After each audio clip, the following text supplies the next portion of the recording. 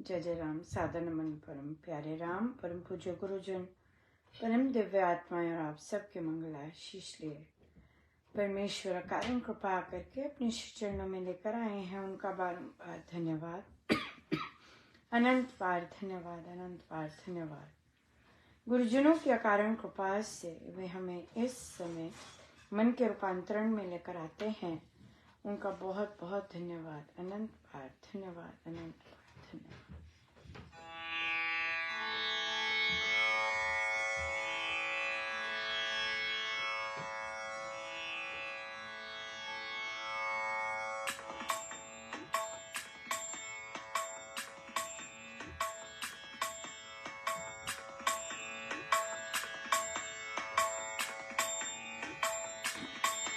तेरे चरण कमल में राम, लिपट जाऊं रज बन के।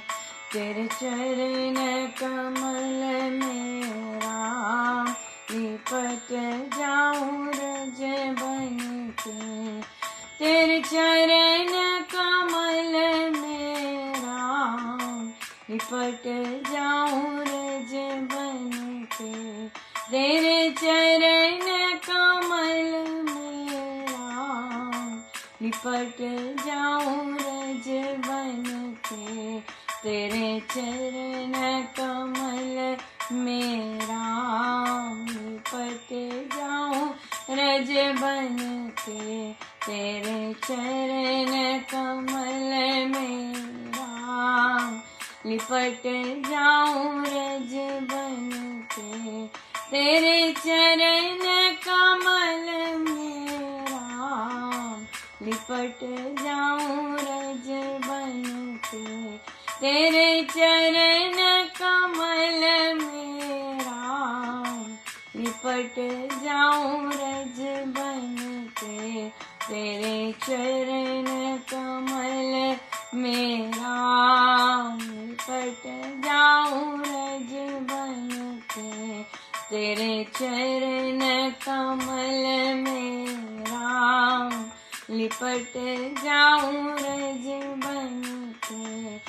तेरे चरण कमल में राम, लिपट जाऊं रज बन के। तेरे चरण कमल में राम, लिपट जाऊं रज बन के। तेरे चरण कमल में राम, लिपट जाऊं रज बन के। तेरे चरण कमल में राम, लिपट जाऊं रज बन के। श्री कथा प्रकाश जी।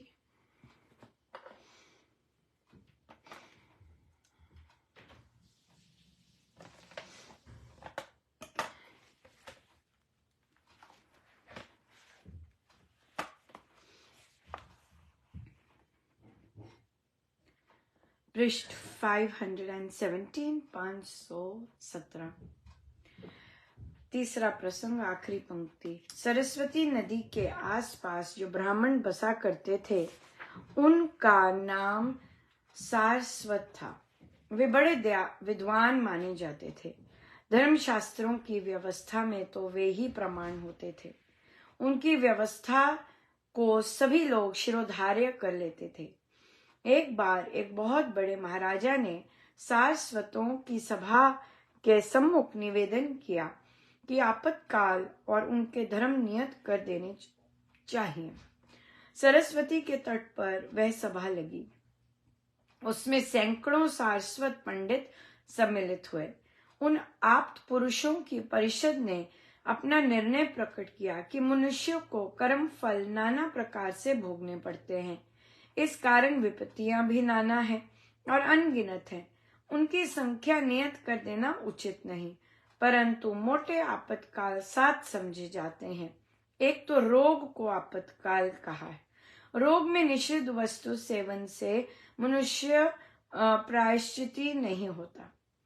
इसका क्या मतलब है? इसका मतलब है कि जैसे कई बार डॉक्टर्स रिकमेंड करते हैं इस चीज़ का मांस खाना, ऐसा ऐसा खाना, जो कि हम हिंदू और खासकर जो कई ब्राह्मण होते हैं या इस तरह से बहुत ज़्यादा पक्के होते हैं, जो वो वहाँ पर गलत माना जाता है।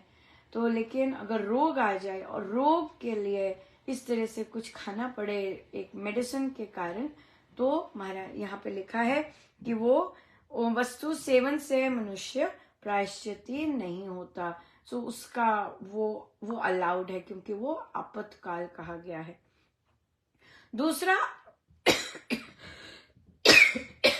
दूसरा आपातकाल दुष्काल है। भयंकर अकाल भी एक आपदा ही कही है। सो जब भयंकर अकाल होता है, उसमें भी जब भूख प्यास के कर्म, आई गेस यही कहे होंगे, उसे भी उसको भी आपातकाल कहा गया है। तीसरा आपातकाल देश पर विदेशियों का आक्रमण है। शत्रु के किसी देश में प्रवेश उस देश के लोगों के लिए भयंकर आपत्ति हुआ करती है। चौथा आपातकाल शत्रु से घिर जाना है। उसमें भी मर्यादा आदि भंग हो जाने से पातक पाप नहीं होता।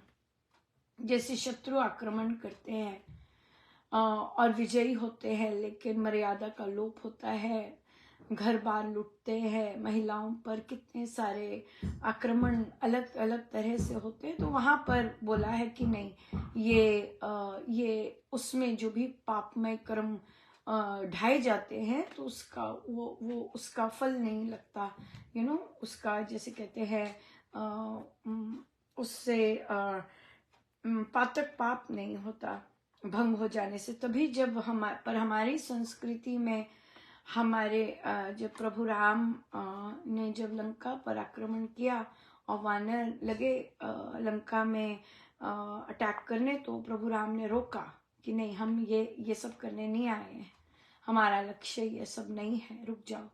और ये एक बहुत बड़ी मर्यादा की बात और एक बहुत बहुत बड़ा एग्जाम्पल सेट किया था कि हम जिस उद्देश्य से आए हैं, वो उद्देश्य हम फोकस्ड है उस पर, राइट। सो लूट मार, दूसरों की स्त्रियां लूटना और बलात्कार करना, ये सब चीजें प्रभु ने बिल्कुल मना की थी। बहुत से कई ऐसे कर्तव्यनिष्ठ राजा हुए हैं जिन्होंने ऐसे लूटपाट पर रोक लगाई है। ये हमारी रियल सेंस में संस्कृति है। और पर होता है ऐसे, जब हम पर आक्रमण हुए, तो हमारे जैसे बंदी बनाए गए, धर्म भ्रष्ट किए गए, तो हमारा बनता था कि हम उनको स्वीकार करें, लेकिन क्योंकि उस टाइम के हिंदुओं ने ये स्वीकार नहीं किया, जिसके कारण हिंदू जाति इतनी ज्यादा कमजोर पड़ गई। फल होते हैं बहुत भारी भरकम, राइट, इस तरह से। तो यहाँ पर फिर जब आक्रमण होता है और शत्रु से घिर जाते हैं, तब जो पाप होते हैं तो वो निषेध होते हैं, उसका फल नहीं लगता। ऐसे मर्यादा भंग होने से पाप नहीं लगता, जैसे पाप जिसे कहते हैं वो नहीं लगता। पांचवा आपातकाल शत्रु को कारावास में आबद्ध हो जाना है। शत्रु भी जब बंदी बनाए जाते हैं, तब भी बहुत अत्याचार होते हैं और ये सब होता है। छठा आपातकाल पराधीनता पर दास्ता है। और सातवां आपातकाल प्रदेश यात्रा, विदेश यात्रा भी आपातकाल मानी जाती है। प्रदेश यात्रा में ऐसे आपातकाल में किसी से भी यदि कोई विपरीत कर्म हो जाए, उसको आपातकाल का कर्म ही कहना चाहिए। आपातकाल के कर्मों को धर्म इस कारण कहते हैं कि उनका प्रायश्चित नहीं कराया जाता, उनमें दोष की कल्पना नहीं किया करते। फिर भी कुछ ऐसे कर्तव्य हैं जिस पर कि किसी पर कैसा भी आपातकाल पड़े तो भी वे उसे नहीं करने चाहिए। अब चाहे बहुत सारी ढील दे दी, बहुत सारी चीजों पे ढील दे दी, लेकिन कई ऐसी चीजें भी हैं जो कि अगर आपातकाल आ जाए तब उसमें आप ढील नहीं दे सकते, वो क्षमा योग्य नहीं होगी। विपत्ति में अपने सच्चे विश्वास को त्याग देना घोरतर पाप है। अगर विपत्ति आई है, आपातकाल आया है, बंदी बने हैं, लेकिन अपना विश्वास जो है उसे खोना, वो वो पापमय कर्म आएगा। आपातकाल में माता पिता पति पत्नी और पुत्र आदि को छोड़ देना वर्जित है। हाँ, सो अगर आपातकाल आ गई है लेकिन इन संबंधों को छोड़ गए तो भारी भरकम फल मिलता है। तीसरे आपद के समय में जाति से द्रोह करना, जाति घातक बन जाना महापाप है।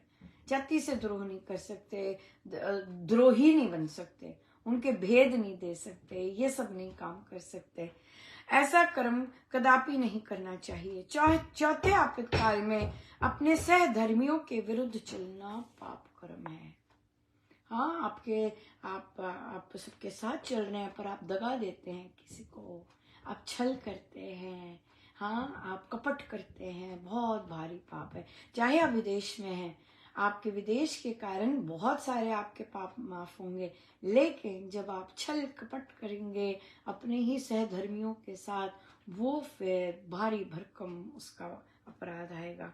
बिल्कुल, श्री राम के समीप अन्य अनेक कर्म तो क्षंतव्य है, परंतु प्राणांतकारी आपत्ति में भी ऊपर कहे 4 पाप करने किसी प्रकार भी क्षंतव्य नहीं हो सकते, ना ही इनका कोई प्रायश्चित कहा गया है। अगर ये 4 कर्म हम करते हैं आपातकाल में, ये तो आपातकाल की बात कही है, अगर रेगुलर भी करते हैं तो आप देखिए कितना भयंकर इसका इनके प्रायश्चित नहीं हो सकते, इनके प्रायश्चित नहीं हो सकते।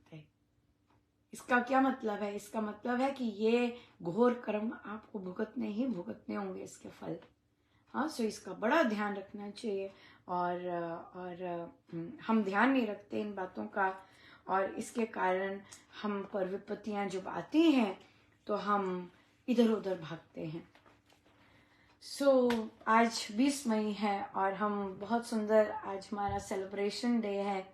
महाराज श्री ने पहली बार इस अमेरिका में अपने श्री चरण कमल रखे, और प्रभु की इतनी दया है, इतनी भारी दया है कि बता नहीं सकते कि उन्होंने प्रभु गुरुदेव बनकर यहाँ पर आए, और जो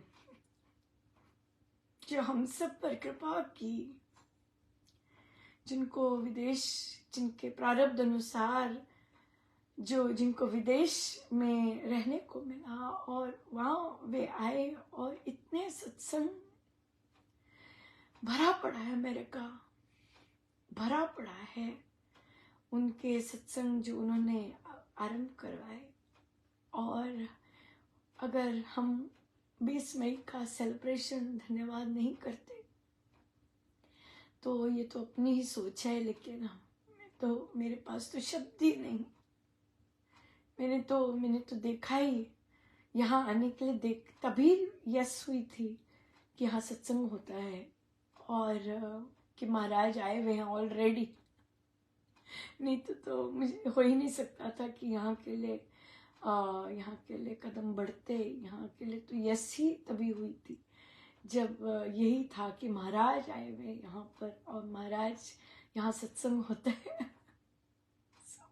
सो बहुत बहुत धन्यवाद प्रभु का कि उन्होंने संत रूप में यहाँ आए, और हमारी जैसी मर्जी, हम जैसे मर्जी है खोटे सिक्के, लेकिन उन्होंने हम पर इतनी भारी भरकम कृपा की कि हमारी जो भूख प्यास जो वे जानते हैं उसको कैसे उसका सारा प्रबंध किया, और कैसे नहीं तो हम सोच ही नहीं सकते। मैं तो सोच ही नहीं सकती, मैं से सोचा ही नहीं चाहते, मैं से कल्पना ही नहीं होती कि क्या हाल होता। तो मुझे याद है जब महाराज ने पहली बार 2009 में महाराज फिर आए, 1999 में जाके 2009 में, मैं आपको बता नहीं सकती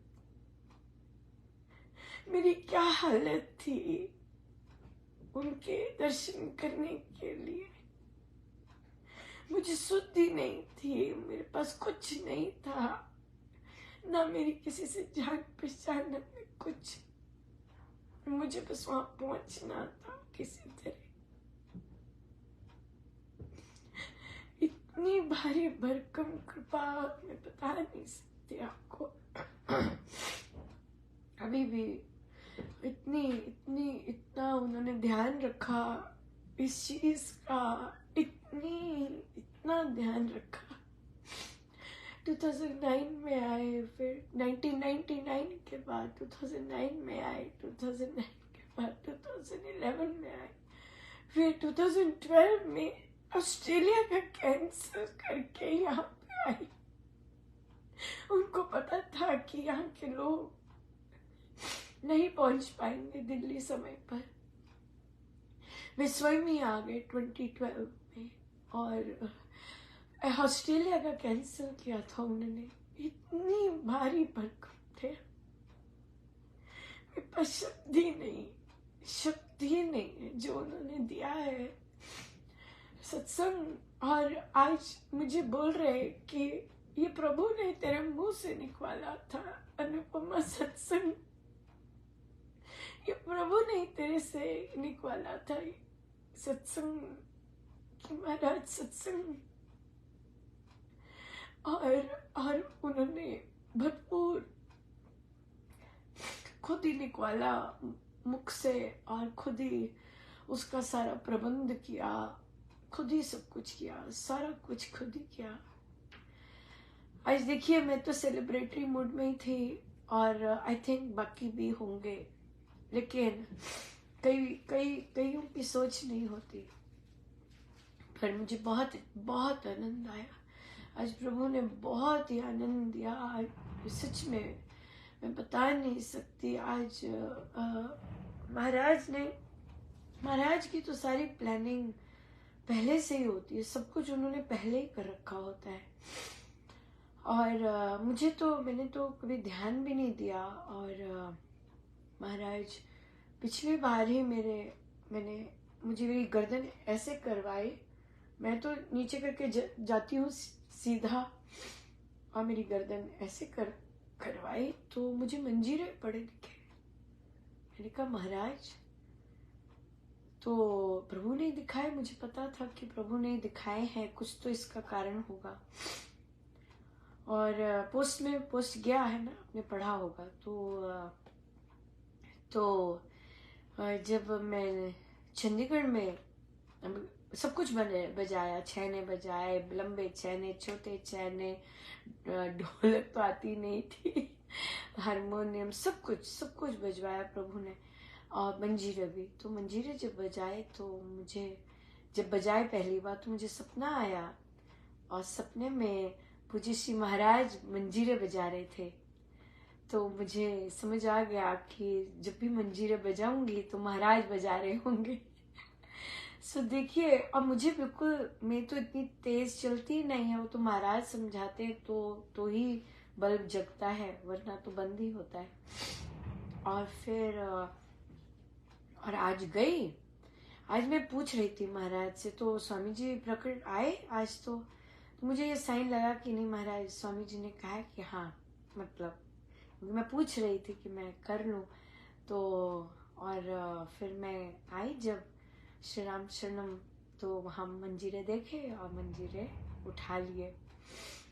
तो मैं देखा कि ढोलक तो लेडीज की साइड नहीं रखी थी और जेंट्स की साइड ही थी, और जिनकी बारी थी ढोलक की शायद टेंटेटिव, वो आए नहीं। तो मुझे ये भी अच्छा नहीं लगा कि 20 मई है और हम उसकी सेलिब्रेशन करने जा रहे हैं, आप उसकी सेलिब्रेशन के लिए क्यों नहीं आएंगे, और क्यों नहीं ढोलक का कंट्रीब्यूशन देंगे, कुछ भी होके क्यों नहीं आएंगे इस दिन के लिए, जिन संतों के कारण इतना कुछ मिला है, इतना कुछ। खैर, ये तो मेरी अपनी भावनाएं हैं जो कि मैं आप लोगों के साथ शेयर कर देती हूँ। और फिर अमृतवाणी जी शुरू हुई और छैने शुरू हो गए और फिर शुरू हुए मंजीरे। ओ हर की पौड़ी, बिल्कुल हर की पौड़ी। पिक्चर तो वैसी नहीं मिली और मुझे, पर हर की पौड़ी ही थी और गंगा, लोग नहीं थे उसमें, और मंदिर था। वो मंदिर, हर की पौड़ी का मंदिर मुझे वो मंदिर एग्जैक्टली वही था। और जैसे संध्या की आरती हो रही होती है, मॉर्निंग की आरती, जैसे भी उसमें जो घंटे बजते हैं, है ना, घंटे खड़ताल जो बजते हैं, बिल्कुल अमृतवाणी जी चलते गए और वो मंजीरे वैसे बजते गए, बड़े तेज बज रहे थे। और पर मेरा थोड़ा सा गर्दन का रहता है, बाजुओं का रहता है, और मुझे फिर से फीलिंग होने लग गई और मुझे लगा कि मैं आगे नहीं बजा पाऊंगी। तो मैंने महाराज से कहा, महाराज क्या कैसे बजाऊं? और बस यही कहना था कि वो ढंग बदला।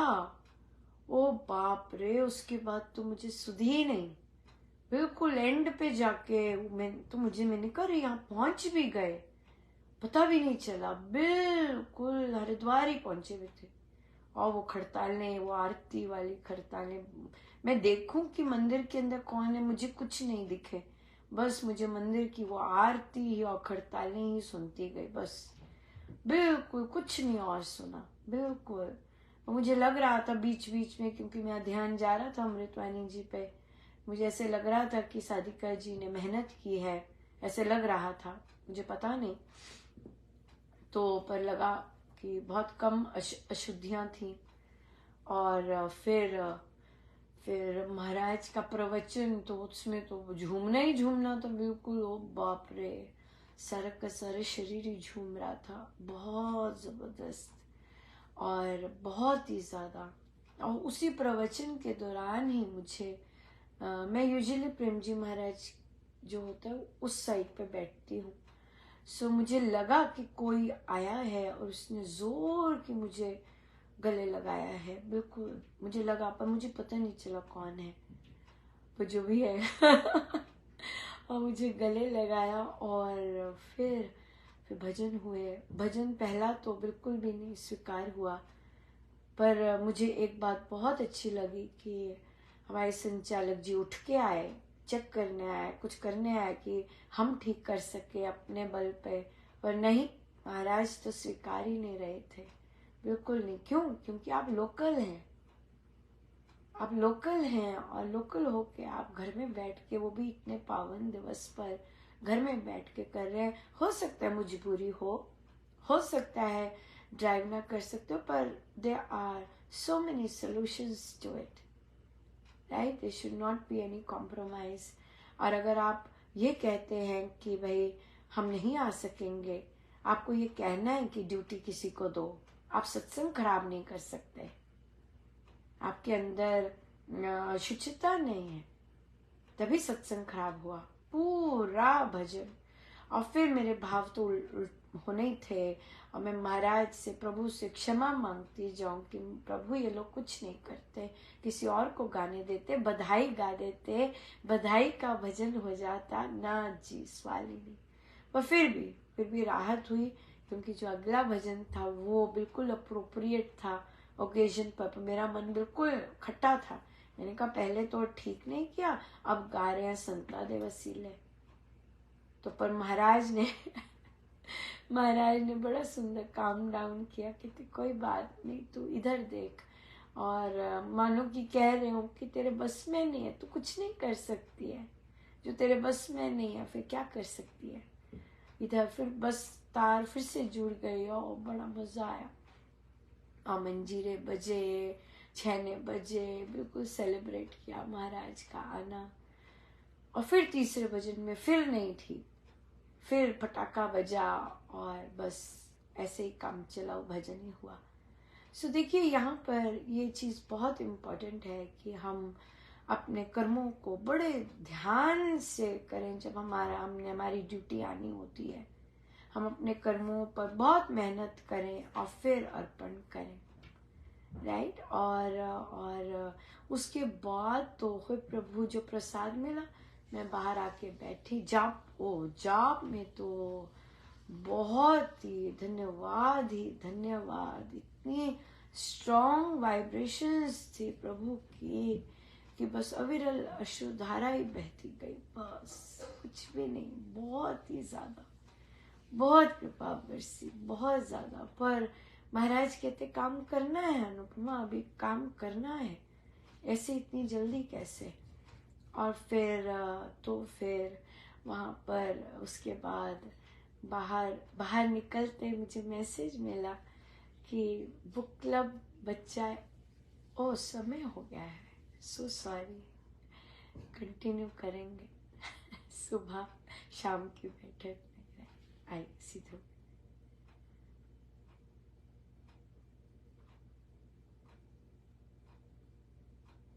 सब गुरुजनों का उनके शिष्य में जय जय।